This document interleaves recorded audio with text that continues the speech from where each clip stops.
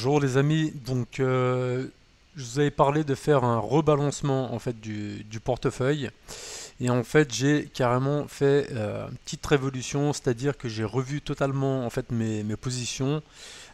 Comme vous avez vu lors des différents épisodes, j'avais certaines actions sur lesquelles j'étais en fait avec des gains très importants sur certaines positions et d'autres positions qui étaient beaucoup plus basses.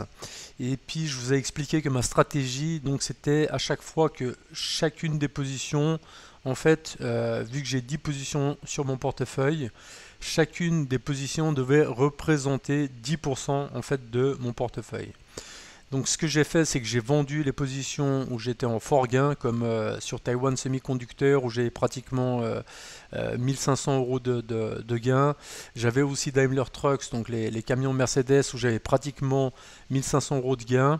Et le but, c'était d'équilibrer mon portefeuille, donc que chacune des positions fasse à peu près, vu que j'ai, voyez, 34 000 euros de valeur de mon portefeuille, que chacune des positions fasse 3400 euros. Donc là, comme vous pouvez le voir, toutes les positions font 3400 euros à peu près.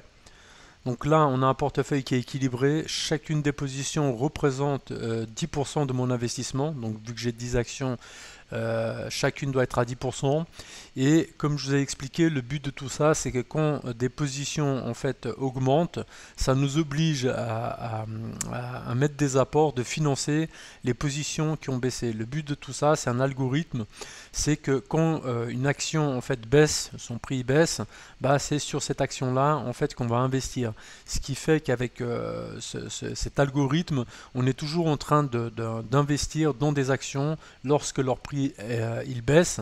Donc en fait, lorsque ces actions sont en solde, entre parenthèses. Et puis, je m'étais rendu compte que j'avais dévié un peu de ma stratégie. Et donc, vu que j'ai une stratégie qui est basée sur les dividendes, j'ai réinvesti donc le total de mon investissement sur des actions justement qui versent des hauts dividendes. Donc on va faire un petit tour de mes nouveaux investissements. Et donc par exemple une des nouvelles entreprises que je viens de faire rentrer dans mon portefeuille, c'est EDP. Donc ça c'est l'électricité du Portugal. Et donc là on va aller voir que EDP verse pratiquement, alors je vais vous dire ça de façon précise, elle verse voilà, 5,33% de dividendes par année, donc ce qui est un bon dividende. Et puis un des autres ratios que je regarde pour savoir si l'action elle est à un bon prix, c'est le ratio PE, donc c'est Profits on Equity. Et qu'est-ce que ça signifie? C'est en fait pour, si vous voulez, le prix de l'action, donc vous voyez là 3,50 euros, en fait il faut que je fasse 15 fois ici mon bénéfice par action pour trouver pour tomber en fait sur le prix de l'action. Ça signifie quoi? Qu'en gros, si l'entreprise génère ce bénéfice-là pendant 15 années, je récupère, enfin c'est l'équivalent du coût total de l'action. Et ça, c'est un ratio qui nous permet de savoir si le coût de l'action est juste, est un bon prix. Donc là, on voit que c'est 15. Le ratio maximum, justement, qu'on peut aller, normalement, c'est dans les 15, 17. En dessous de ce prix-là, ça veut dire que c'est un bon ratio. Par contre, si vous devez payer 20 fois, 30 fois, 40 fois, 50 fois les bénéfices par action pour retomber sur le prix de vente de l'action, ça signifie que l'action est chère, hein. Donc ça, c'est Benjamin Graham et notamment Warren Buffett qui se basaient sur cet indicateur-là pour dire si une action était chère ou pas. Donc on va revenir à mon portefeuille et puis on va voir les autres nouvelles positions en fait sur lesquelles je suis rentré. Voilà, je suis rentré sur Crédit Agricole aussi.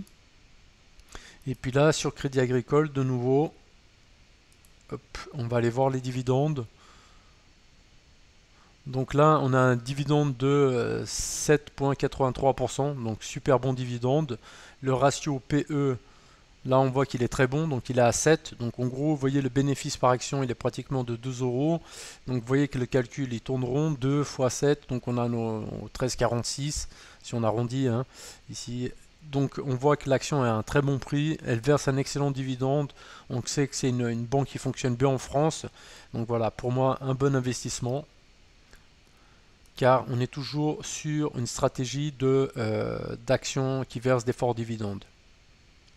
Ensuite, autre acquisition, AT&T, donc c'est une entreprise de télécommunications américaine. Là aussi, on va aller regarder nos ratios et nos dividendes. Donc là, on a un dividende de 6,52%, le ratio PE 8,65, donc un très bon ratio, ça signifie que l'entreprise est à un bon prix, donc c'est vraiment le moment d'acheter. Ensuite, on continue. Voilà, Realty Income. Donc là, j'ai fait une petite exception à ma règle et je vais vous montrer pourquoi. Donc là, le dividende, il est toujours intéressant. Donc on a un dividende de presque 6%. Par contre, vous voyez que le ratio PE, là, il est à 41,35. Et puis vous voyez bénéfice par action, donc 1,2. Donc on doit multiplier ce montant-là, donc le bénéfice par action de 1,2 fois 41,35 pour trouver le prix. Et pourquoi j'accepte de payer très cher en fait sur cette action, c'est que c'est une action qui verse des dividendes en fait mensuels. Donc ça c'est toujours sympa en fait pour nous inciter à investir, à continuer à investir, que chaque mois en fait on voit des dividendes qui tombent sur notre compte. Et puis aussi on voit que c'est qu'on va avoir le prix de l'action en fait sur le long terme. On va voir ici que, alors bon, c'est dommage, on ne peut pas remonter plus loin, on remonte que jusqu'à 2019, mais en gros c'est une action qui se valorise dans le temps. Là on voit en plus qu'elle a un bon prix dans le sens que le prix a déjà baissé, donc c'est aussi un bon moment pour rentrer sur l'action. Et puis comme on a ce dividende intéressant et puis que voilà, elle verse des dividendes tous les mois, moi c'était une action que je voulais avoir dans mon portefeuille. On va continuer avec Engie, donc qui est la 5e position que j'ai acheté. Donc là, Engie, donc vous savez tout ce que fait Engie, donc ils sont dans l'électricité, hein. Et puis ils ont aussi un très bon dividende, voilà, presque 10%, donc c'est vraiment excellent. Le prix, donc on paye 17 fois le bénéfice par action pour avoir le prix d'achat. Moi je trouve que c'est correct vu le super dividende qui est versé, donc là pratiquement 10% de votre investissement, donc c'est super intéressant. En sachant que c'est des dividendes de l'année dernière, mais en gros si une entreprise elle est en train de générer de bons bénéfices, à moins que voilà ça change, il n'y a pas de raison de modifier votre stratégie d'investissement. Et puis voilà, moi ce qui m'intéresse, c'est vraiment de toucher des dividendes régulièrement pour que justement avoir cet effet boule de neige.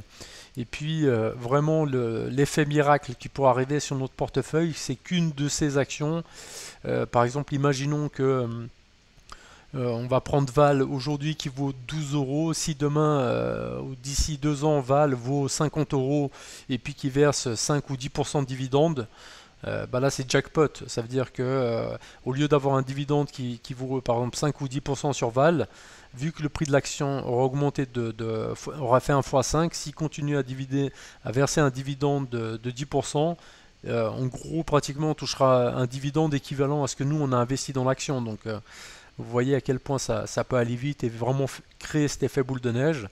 Par contre, vous voyez que lors des dernières vidéos, j'avais enfin le bénéfice perte, j'étais en gain pour pratiquement, je sais pas, 4000 euros.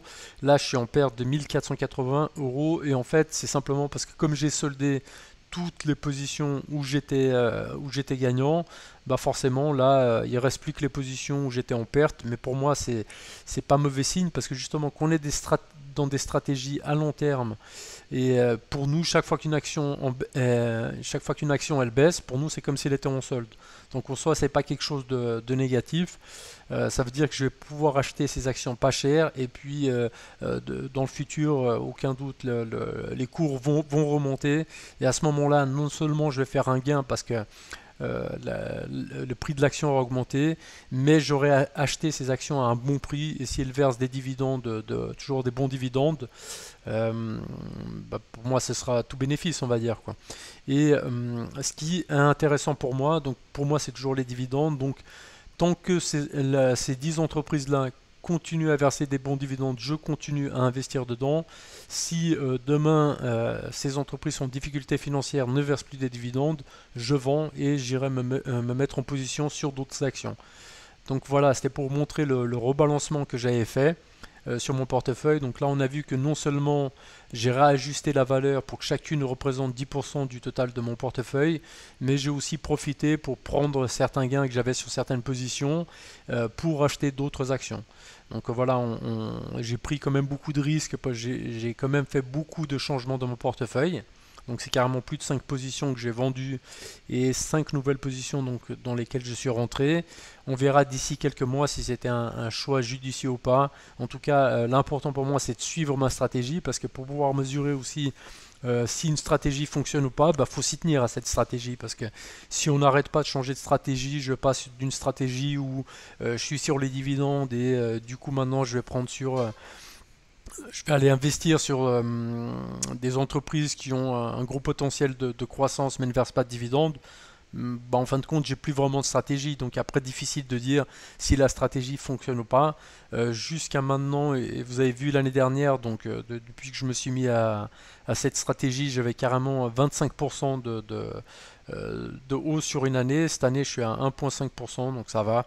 En tout cas, je ne perds pas de l'argent. Donc ça se présente plutôt bien, en sachant que je vais toucher des dividendes régulièrement toute l'année. Là encore, ce mois-ci, je vais toucher deux dividendes. Normalement, je vais toucher, voilà, ici de Val et puis de Petrobras aussi. Donc Val, je vais toucher pratiquement 50 centimes par action. Petrobras, 27 centimes par action. Et puis rien que sur Val, vous voyez, hop, Val, bon, aujourd'hui, j'ai racheté un peu de Val, hein, mais j'avais à peu près 200 actions, donc je vais toucher 100 euros de dividendes. Donc voilà, la stratégie continue à fonctionner. Donc, comme on a dit, c'est une stratégie à long terme. Et ça aussi, je vais dire aux gens qui nous écoutent, c'est que voilà, moi je suis en train de vous faire une chaîne honnête qui vous donne des vraies stratégies qui fonctionnent. Mais je ne suis pas un vendeur de rêve. Je ne suis pas en train de vous dire que c'est facile, il n'y a qu'à faucon. Non, non, pas du tout. Cette stratégie marche, mais elle marche sur le long terme. Et le problème des gens aujourd'hui, c'est qu'en fait, tout le monde veut la recette miracle. On veut ces gens qui vous vendent du rêve, que en gros, grâce à votre téléphone portable, en 6 mois, vous allez devenir riche, partir vivre à Dubaï et rien faire du tout et gagner de l'argent à rien foutre. Clairement, moi je suis pas en train de vous vendre le rêve.